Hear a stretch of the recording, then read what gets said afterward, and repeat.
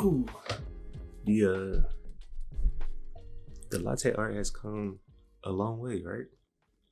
Like if you guys follow me on Instagram, you definitely guys know that when I first started getting into coffee and lattes, like I couldn't this was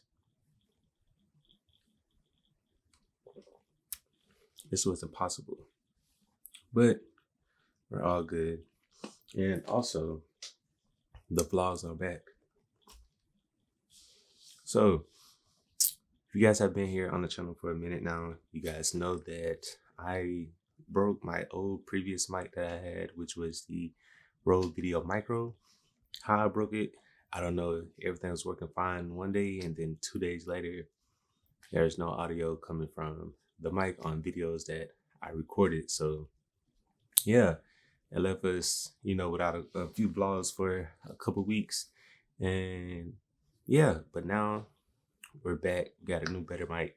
And today, that's kind of what I want to talk to you all about. Just a couple things that I didn't like about the Rode Video Micro, and then what kind of led up to me actually purchasing this new mic here. So yeah, let's get into it. First, when it comes to things that I did like about the mic, first was the price point. I think like right now you can get the Rode Video Micro for about 50 to 60 bucks depending on what website you order it from. And just thinking about the setup that I wanted for my vlogging setup, I didn't want it to be anything that was like too overly expensive, so that way if you guys saw anything that I was using within these vlogs and you guys wanted recommendations on gear, I could give you guys some type of entry level gear that you all could use as well, and something that necessarily wouldn't kill the thing. So the Rode Video Micro is definitely something that fit within that realm of entry level gear.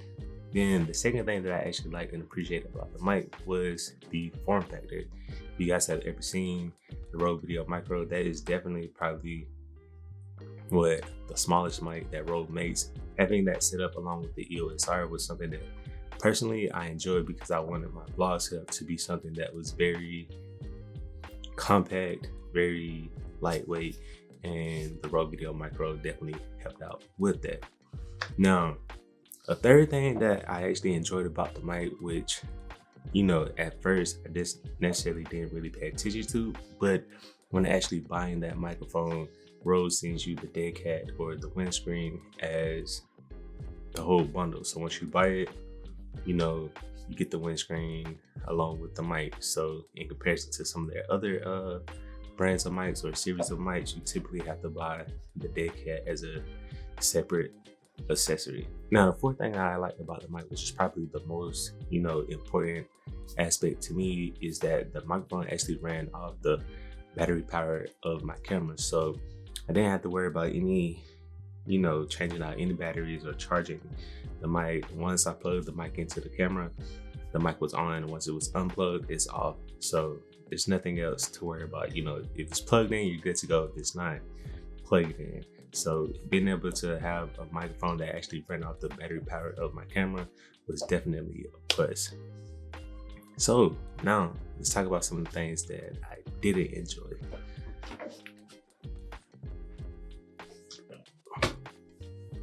So when it came to things that I didn't like about the microphone, there are really just two big issues that were very annoying at all the times when I tried to actually use the mic. And the first thing that I didn't like about the mic was the shock mount.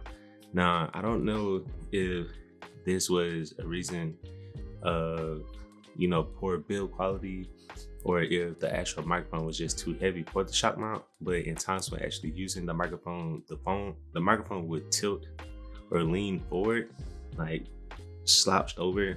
And when actually trying to capture good audio, you always want your microphone to be properly positioned to be able to pick up the voice of your subject. So because of that, there were issues where you necessarily couldn't hear me well enough. And then there was also other issues where I had to push the preamps in the camera, which in post made it editing even more frustrating. So yeah, I don't necessarily know why that was, but the mic used to slouch. So yeah. So the second issue that I have with the microphone necessarily, I would say, is kind of user error, because when actually getting into audio, audio is such a vast, area when it comes to film and production. Is that something that I actually had to learn? But later on, I learned and found out that there are different types of microphone, which all have different, like spatial ranges where they pick up and record audio in different ways. So with that, I learned that the microphone was a cardio mic, which tended to pick up a lot of background noise, specifically the noise from my lens motor anytime it was autofocusing. So let's say right now I'm sitting here doing a talking head, and in the background you will constantly hear the lens just focusing back and forth, and that was so annoying when it came to editing and post-production. Like, there were times where literally I was talking and the dialogue would be completely shot just because I couldn't get rid of that autofocusing from the lens. So yeah, so thus I learned that, in the future, whatever mic I did want, I would preferably want to get a super cardio mic, something that kind of limited that, extra background noise and focus directly on my actual voice. So with that being said, that led me to getting this new microphone. So when it came to selecting a new microphone, I definitely kept in mind all the things that I liked about the previous mic, but then I also wanted this new mic to be able to fix all of the issues that I didn't like about the old mic as well. So with that, what I ended up going with was the Rode Video Mic Go 2, which is essentially just the upgrade or the predecessor of the previous mic that I had. And it has literally all the same things that came with the first mic that I liked about it, but then also it fixed the main issues that I disliked about the previous mic, which was the additional support when it came to the shock mount. Now, instead of just one point of contact or one support arm, it now has two to be able to hold the mic in the proper position when having it mounted on top of the camera.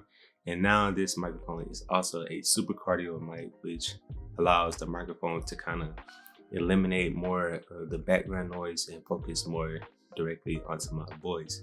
And also, this microphone too, again, runs off of the battery of the camera. So once it's plugged in and ready to go. And once it's not plugged in, you don't have to worry about turning off the battery.